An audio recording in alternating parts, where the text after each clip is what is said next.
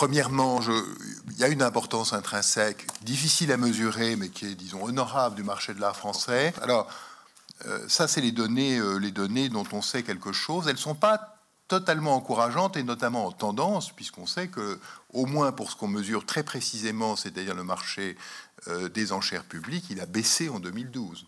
Et donc, on est sur après des années de progression ininterrompue, depuis la réforme de 2000, en réalité, on est maintenant sur un trend un peu baissier. En tout cas, on peut s'interroger sur le sens de ce recul, sachant que, là encore, on est dans des données assez incertaines, en raison notamment de l'importance que quelques objets de très haute valeur peuvent avoir.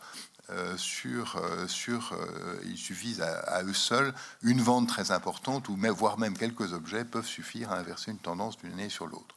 Deuxième point, je crois que l'importance intrinsèque, économique et culturelle du marché de l'art va bien au-delà de ces quelques chiffres. On y a déjà fait allusion, donc je n'y insiste pas, mais je voudrais vous faire part d'une conviction qui est pour moi très forte, c'est qu'il n'y a pas d'un côté l'art et de l'autre côté le marché de l'art. Il y a une scène de l'art, une scène nationale de l'art, et si le marché va, c'est que il y a de la création derrière. C'est indissociable. Il n'y a pas d'art sans marché.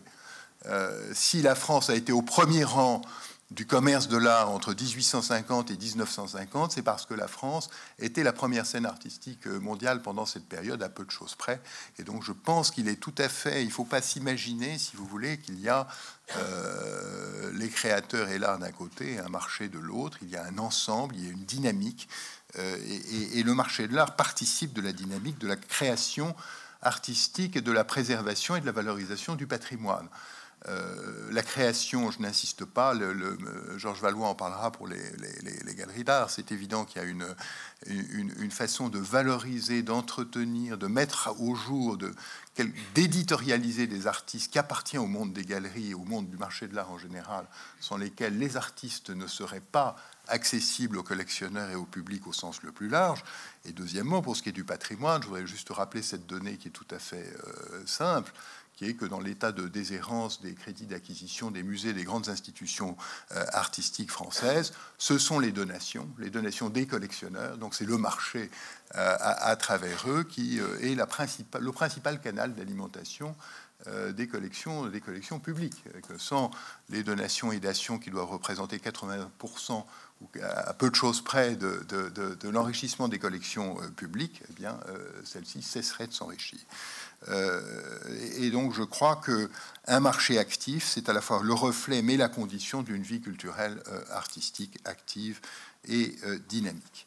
Dernier point, pour ne pas y insister, il y a une vulnérabilité du marché, une vulnérabilité à la fois intrinsèque et spécifique à la France. Intrinsèque, ce sont les conditions d'aujourd'hui auxquelles on a fait écho, qui rendent, disons, qui rendent le marché de l'art français, bon, quatrième loin derrière les autres, vulnérable dans la mesure où à la fois la mondialisation des acheteurs et des vendeurs, la facilité pour les œuvres de se déplacer, l'Internet ont ouvert, disons, une ère de concurrence globale qui évidemment fait du bien au marché à tous égards, mais est en même temps un formidable défi pour un marché de taille moyenne qui ne s'est pas restructuré autant qu'il aurait dû. Souvenez-vous que la loi de 2000, c'était l'idée qu'allaient émerger des grands opérateurs internationaux d'origine française, si je puis dire. Un seul a émergé, troisième français, Arcurial, mais qui n'est que 18e sur le plan mondial. Et donc il n'est pas tout à fait le type encore le représentatif d'une restructuration en profondeur des opérateurs d'enchères publiques en France. Et donc ce marché est aujourd'hui dans une situation de vulnérabilité. Le marché français présente de ce point de vue des vulnérabilités, ne serait-ce qu'en raison des incertitudes, notamment fiscales, qui pèsent sur lui. Je conclus là-dessus en disant que le marché de l'art français est, pour ce que je peux en voir, un marché qui a une solidité intrinsèque qui est inhérente à la qualité de ses opérateurs et, j'ose le dire, aussi de ses acheteurs et des collectionneurs. Il y a une culture artistique, une richesse dans la connaissance et l'intérêt pour l'art qui se reflète dans les fondements même du marché de l'art français.